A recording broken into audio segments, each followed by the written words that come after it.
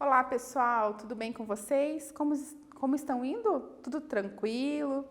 Tudo numa boa?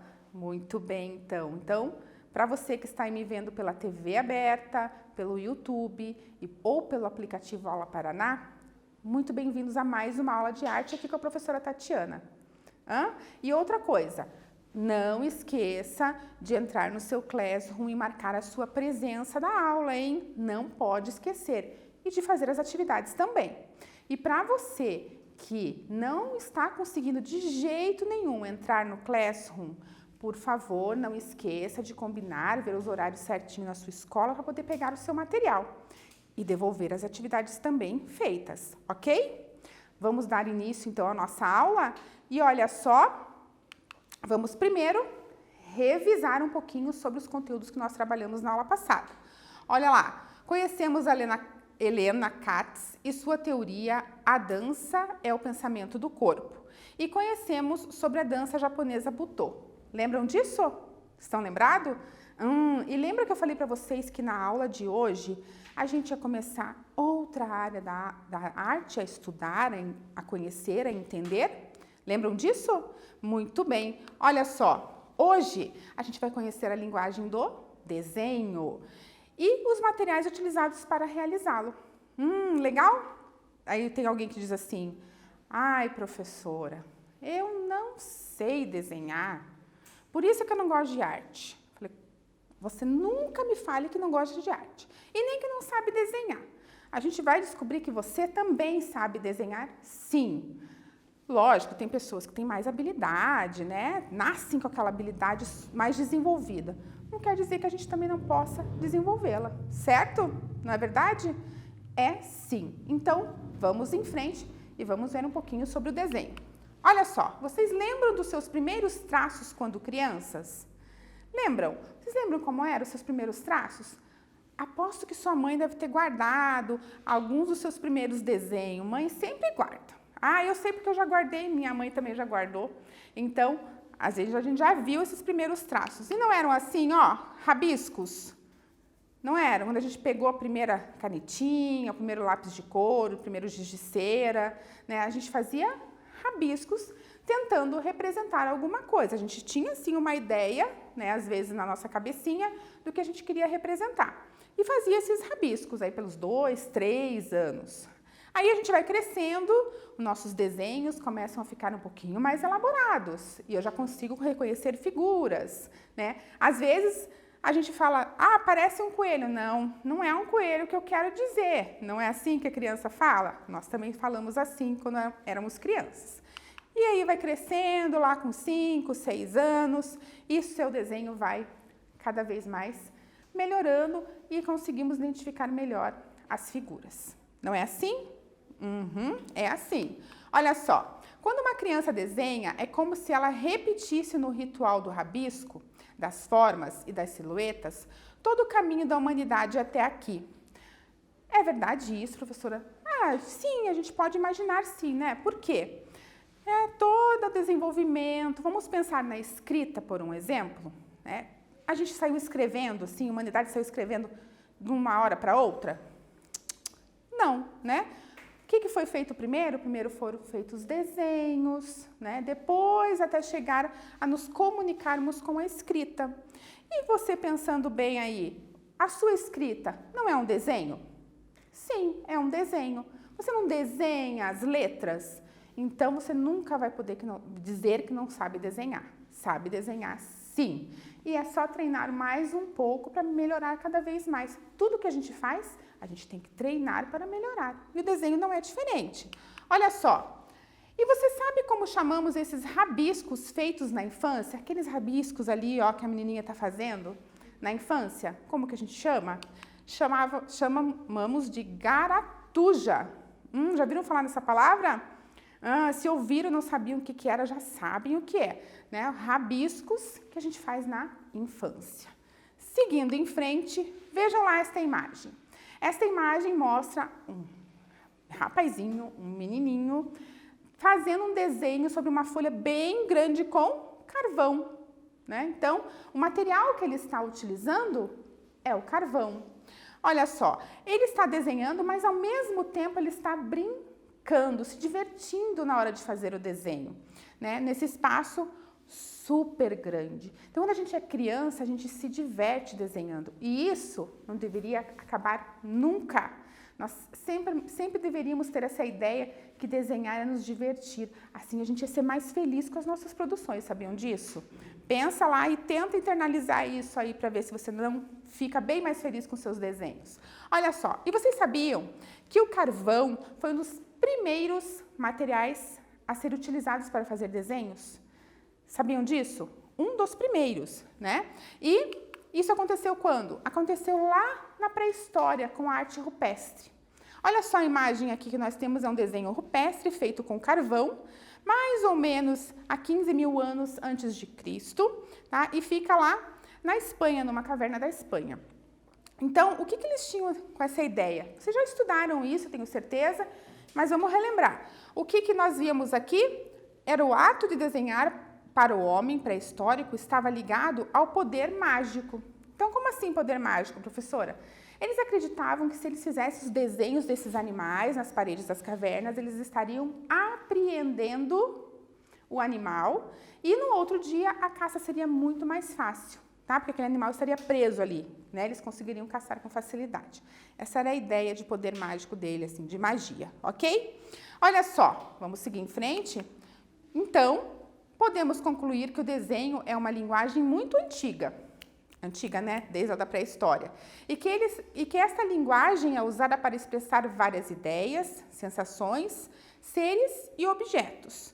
É uma forma de comunicação. Sim, pessoal, é uma forma de comunicação, né? Como eu disse para vocês, até chegar na escrita, nós nos comunicávamos através do desenho. Né? Muito lá das pinturas que nós vemos, por exemplo, nas igrejas, os vitrais das igrejas, todos eles são desenhos que passam informações, né, sobre o quê? Sobre a história da Bíblia, sobre o que está na Bíblia. Né? Então, conta-se uma história através dos desenhos, então é uma forma de comunicação, principalmente para aqueles, mesmo depois que teve a escrita, que não sabiam ler, ok?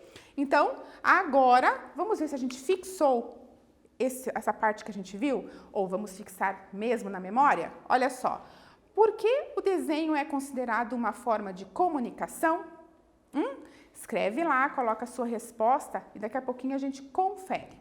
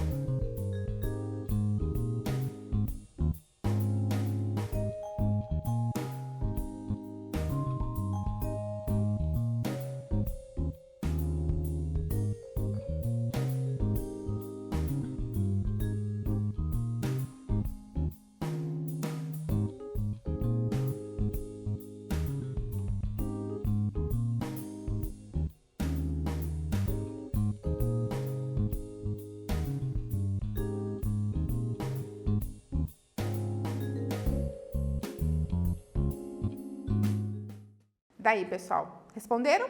Vamos então ver qual é a resposta. Aqui uma sugestão para vocês. Vamos lá? Olha só. Porque através do desenho transmitimos ideias e sentimentos, né? Conseguimos nos comunicar, ok? Muito bem, vamos lá para mais um exercício. Como são chamados os primeiros rabiscos realizados pelas crianças quando pequenas? Lembram da palavrinha que eu mostrei para vocês? Vamos então tentar lembrar e responder. Daqui a pouquinho a gente confere.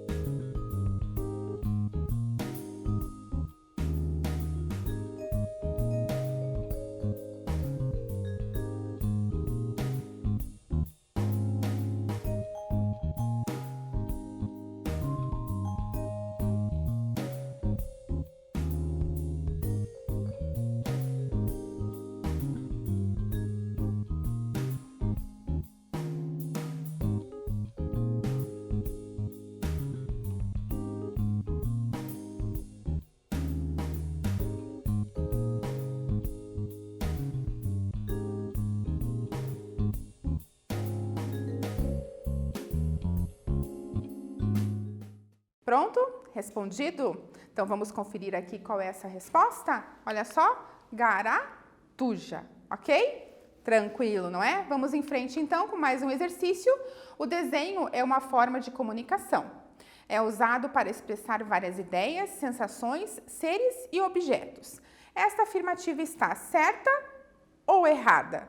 Marca lá qual das alternativas você concorda e a gente já confere a resposta correta.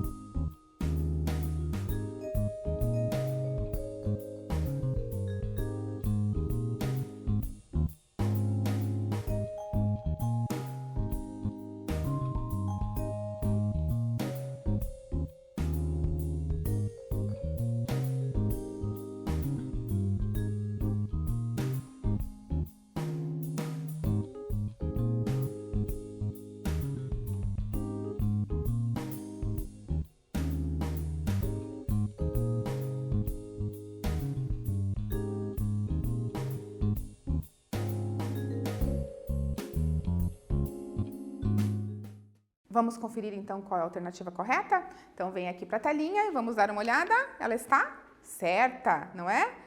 Faz essa forma de expressar assim várias ideias, sensações, seres e objetos, ok? Vamos em frente. Mais um exercíciozinho. Qual a intenção do homem pré-histórico ao realizar o desenho dos animais nas paredes das cavernas? Letra A, aprisionar o animal para caçá-lo com facilidade. Letra B, decorar as paredes das cavernas. Letra C, mostrar suas habilidades artísticas. E letra D, demarcar seu território. Marca lá a alternativa que você acha correta e a gente já confere a resposta.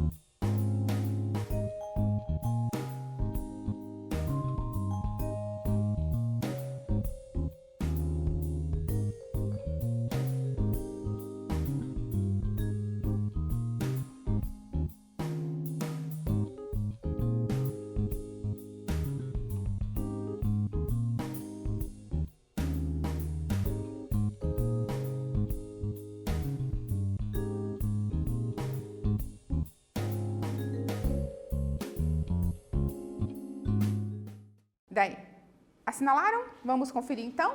Então vem aqui na telinha e vamos ver. Alternativa A. Aprisionar o animal para caçá-lo com facilidade, né? Aquele processo de magia, né? Que eles acreditavam, ok? Vamos seguir em frente então. E eu trouxe aqui para vocês a obra aqui, ó, do Escher, né? Aqui que se chama Mão Desenhando em português, ok? Olha só, o desenho pode ser base para se trabalhar com várias outras linguagens. Um exemplo disso é a litogravura. Muito bem, então quer dizer que o desenho serve como uma base para que outras técnicas, outras linguagens sejam executadas. Vamos entender isso melhor? Olha só, mas antes eu quero passar para vocês o que é litografia. Por que eu vou falar dessas palavrinhas? Porque litogravura vem de uma junção de duas palavras e vocês já vão entender. Uma delas é litografia. Olha só, o que é a litografia? Vem de litos, que em grego significa pedra, e graphin, que é escrever ou desenhar, ok? Então, essa é a primeira definição ali de litografia para a gente entender essa palavra e depois entender o que é litogravura, ok? Olha só, entendidão, né? E o que é gravura? Sabem o que é gravura? Vamos entender o que é gravura? Olha só, é o termo que designa desenhos feitos em superfícies duras, como madeira, pedra e metal, com base em incisões, correções e talhos realizados com instrumentos e materiais específicos. A gravura permite a reprodução da imagem. Olha só, pessoal, então quando a gente fala em gravura, pensa lá numa madeira, ok? Então, é uma superfície dura, certo? Com formões a gente vai talhando e vai tirando ali, aprofundando aquela madeira. Vocês já viram isso? Já viram algum artista talhando madeira com formão, né? Para fazer um formato, não é? Então, a gente talha ali a madeira e faz uma impressão que a gente vai entender tipo carimbo, que a gente já vai ver. Aí a gente consegue imprimir, ok? Então, vamos lá e ver no decorrer o que a gente tem aí para entender melhor isso. Aí, então, litogravura é o processo de criar um desenho utilizando uma pedra como suporte, matriz. E a partir desta matriz, são reproduzidas em papel as imagens que foram desenhadas nela. Então, geralmente, a litogravura é feita em pedra calcária, tá? Então, a gente vai ver aqui, essa é uma outra obra do Escher, tá? Autorretrato em esfera espelhada, de 1935, que também foi feito nesse processo de litogravura. Vamos ver aqui o que é para vocês ficar mais claro para vocês. Olha só, então aqui a pedra, olha lá, uma pedrona, né? Enorme. Aqui, o artista faz o desenho nessa pedra com um material especial, que no caso seria um lápis oleoso, específico para esse tipo de trabalho. Ele faz esse desenho, tem todo um processo ali de desenhar, de fazer, né? E ele coloca lá, como está na segunda imagem ali, o papel sobre esta pedra. E com esta prensa aqui, ó, em que essa pedra está em cima, é passada essa prensa para apertar bem, né? E fixar bem o desenho na folha, ok? Então, aí esse processo aqui com a base de pedra calcária é chamada de litogravura. Entendido? Então, entenderam que por isso esse processo tipo carimbo, que eu falei para vocês ali na hora da explicação da gravura, né? Então, você coloca o papel, né? Faz a prensa bem para sair ali a imagem, tá? O que tem de interessante nesse processo, pessoal? Nesse processo tem interessante é que dá para a gente tirar várias cópias, não fica só uma imagem. Então, o artista pode escolher a imagem que ele acha mais interessante para ir para a exposição, por um exemplo, ok? Entendido? Ficou mais claro agora? Acho que sim, né? Então, vamos seguir em frente com o exercício. Então, agora, depois das definições ali, entendendo o que é a litografia? A gente vê, vocês respondem e daqui a pouquinho a gente volta.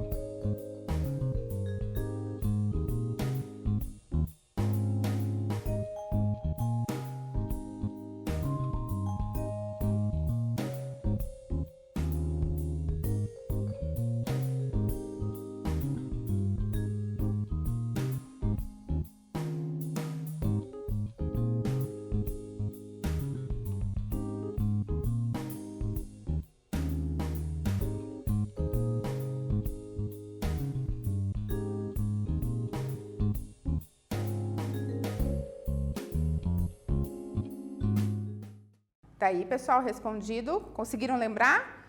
Quem anotou aí, com certeza vai lembrar o que é a litografia. Olha só, é a realização de um desenho ou escrita sobre uma pedra, tá? Então, a litografia é sobre a pedra, ok? Muito bem, vamos em frente.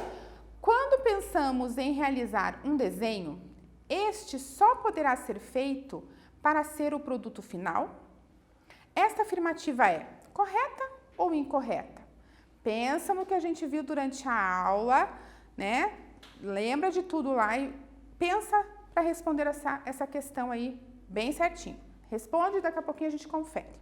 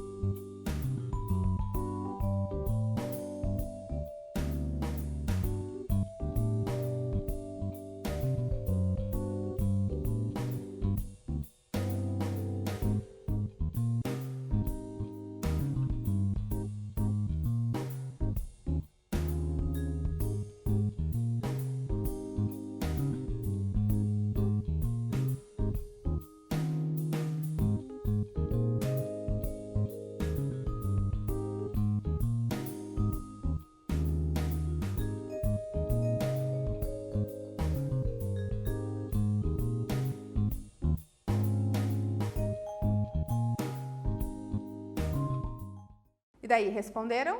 Conseguiram assinalar aí? Então, vamos ver qual é a alternativa correta? Olha só. Essa afirmativa está incorreta, está errada. Por quê, pessoal? Está dizendo assim, ó, este só poderá ser feito para ser o produto final. Vamos lá. Quando a gente pensa no desenho, a gente acabou de ver, pessoal, que ele não é só um produto final. Por um exemplo, eu faço o desenho e é este desenho que eu vou apresentar ali no papel, que eu vou apresentar para uma exposição ou uma amostra, seja lá para qual finalidade. O desenho também serve como base, como ali na litogravura, por um exemplo. Eu fiz o desenho na pedra e depois foi feita uma impressão deste desenho. E o produto final é a impressão, né? O meu desenho está ali, mas o produto final é a impressão e não o desenho que eu fiz realmente na pedra. Ficou entendido isso?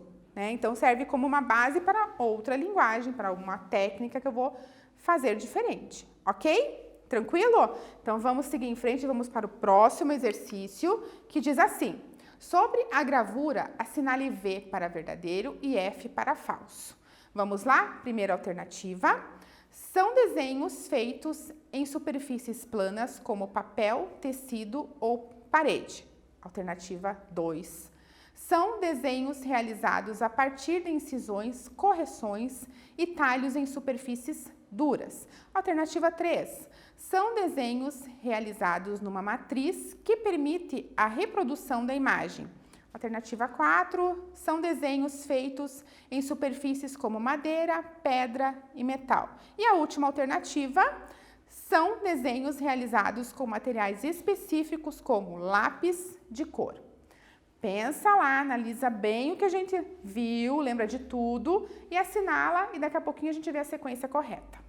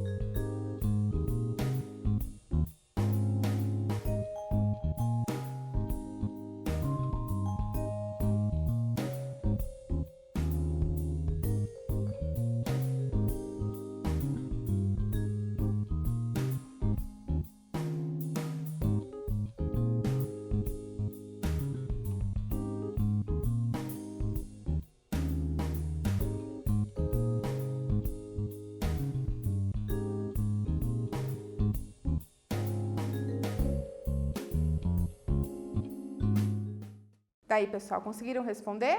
Sim? Colocaram verdadeiro ou falso? Muito bem. Antes de continuar, eu só quero fazer uma correção aqui, né? Que eu falei correções aqui na alternativa 2, ali, incisões, correções, não é correções, é corrosões, ok? Olha, mas fala o que pensa, né? Então, vamos lá. Qual é a sequência correta? Vamos ver? Primeiro, falso. Segundo, verdadeiro. Terceiro, verdadeiro. Quarto, verdadeiro. E o último, falso. Por que, pessoal, que a primeira é falsa? Porque diz ali que são feitos de superfícies planas, como papel, como tecido, né? E não é isso. Lembram? Em superfícies duras, né? Como madeira, né? Como pedra e metal. Aqui nessa que está verdadeira.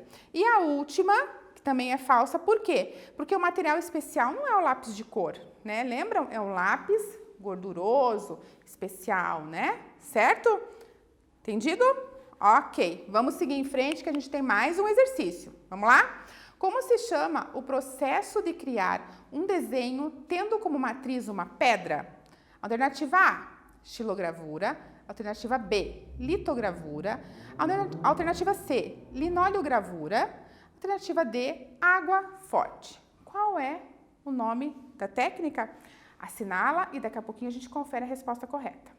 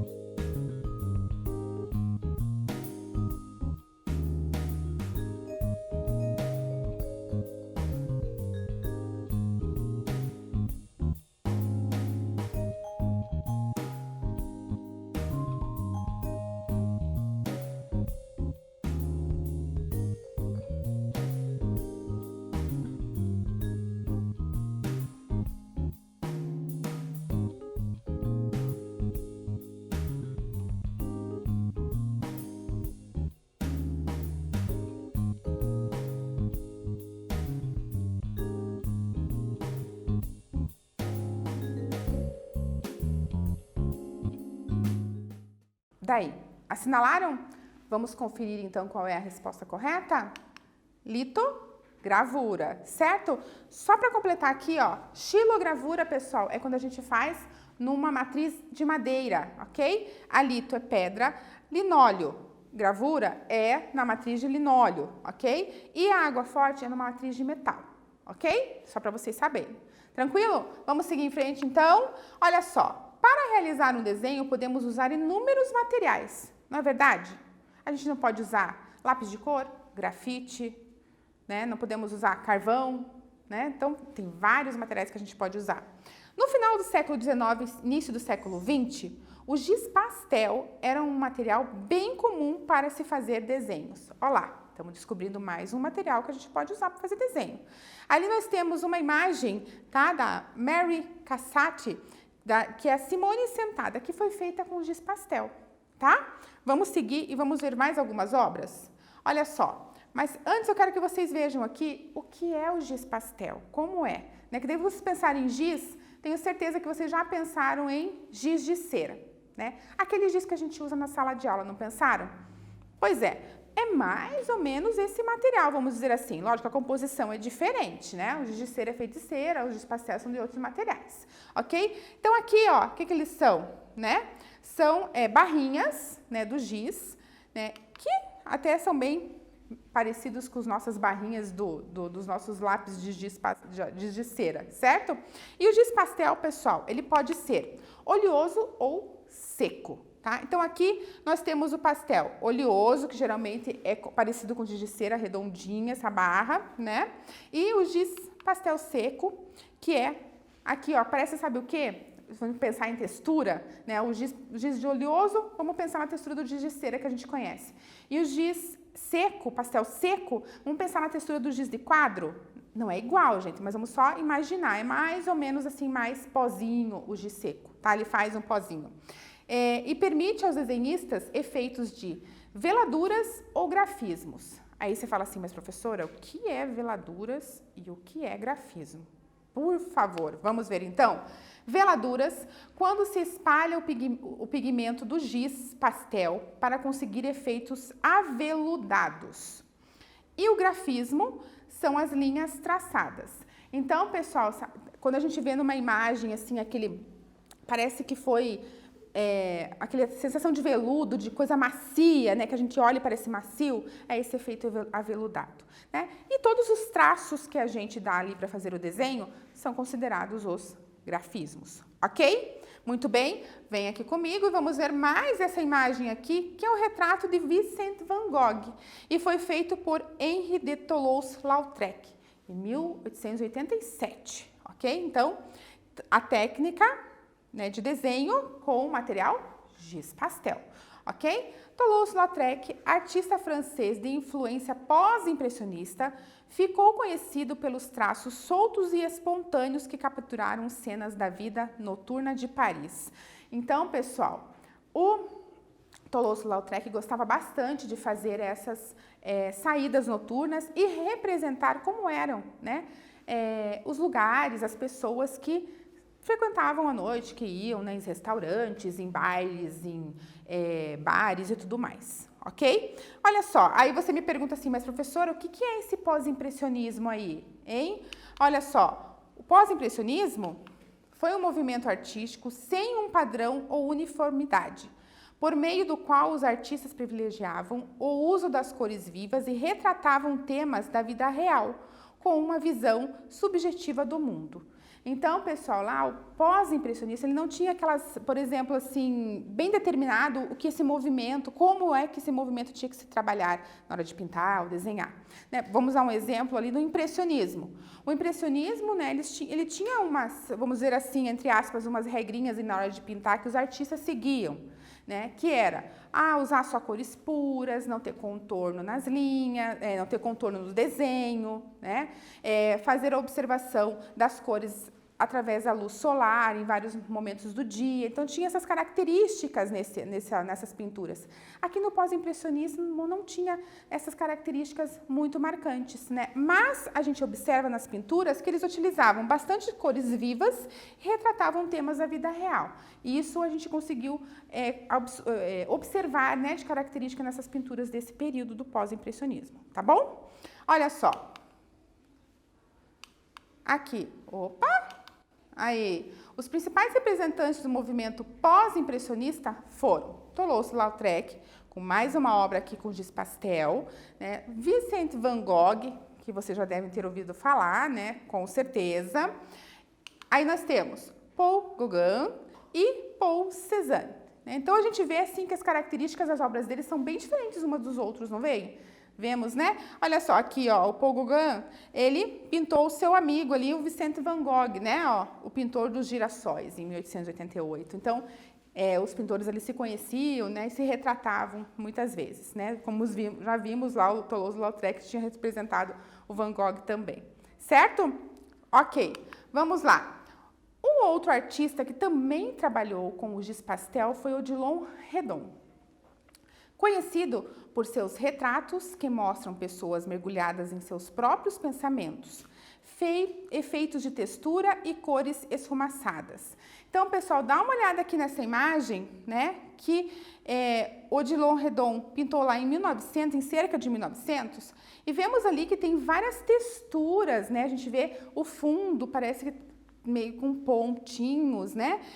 Vemos algumas linhas em outra parte, vemos assim que parece meio esfumaçadinho, né? Então essa forma mais aveludada, né? De deixar mais delicado ali o trabalho. E esse pensamento das pessoas, mergulhadas em pensamentos, olha a visão da moça que está ali no quadro. Ela não está olhando para o artista para ele representar, né? Ela está lá pensando e olhando para outro foco, ok? Entendido? Vamos então, podemos dizer que o desenho é usado como base para outras linguagens, como a escultura, gravura, pintura, como a gente viu durante a aula, e que pode ser realizado como produto final com diversos materiais, como carvão, grafite, giz pastel, giz cera e tudo mais, ok? Certo? Então agora, atualmente, o giz pastel é utilizado por muitos artistas, principalmente em desenhos e pinturas para ilustração. Ainda continuamos usando, ok? Olha só, exercício. Quais são os tipos de giz pastel existentes para a realização de trabalhos artísticos de desenho e pintura? Responde aí, a gente já volta.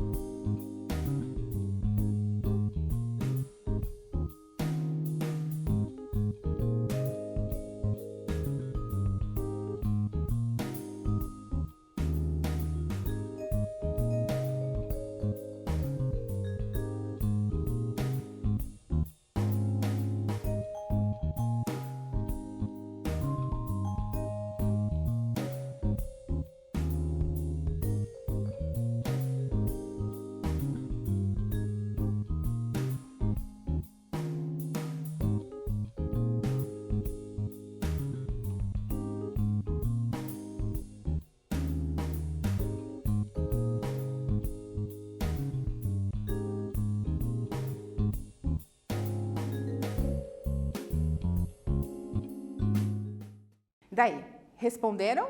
Vamos ver então uma sugestão aqui de resposta para vocês, não é? Giz pastel e giz pastel seco e giz pastel oleoso, certo? Tranquilo? Bem fácil essa, né? Vamos seguir em frente então com mais um exercício? Olha lá, uma questãozinha. Quando espalhamos o pigmento do giz pastel e conseguimos efeitos aveludados, estamos utilizando o ou a grafismo, veladura, esfumato ou texturização? A, B, C ou D? Qual delas? Ok? Marca lá e a gente já vê a resposta correta.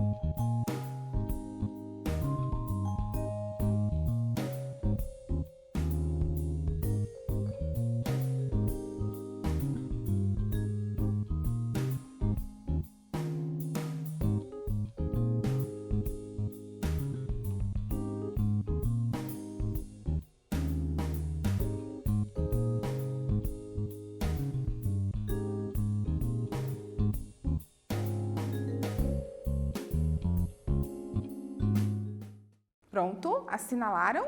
Vamos ver qual é a resposta correta, então? Vamos aqui para o slide. Resposta correta é veladura, né? Que dá aquela sensação de aveludado, certo? Tranquilo? Vamos em frente, então, que nós temos uma outra questão. O pós-impressionismo foi um movimento artístico sem um padrão ou uniformidade, por meio do qual os artistas privilegiavam. Primeira opção, o uso das cores em tons suaves. Segunda opção, o uso das cores vivas. Terceira opção, retratavam temas da vida real. Última opção, retratavam somente o sentimento das pessoas.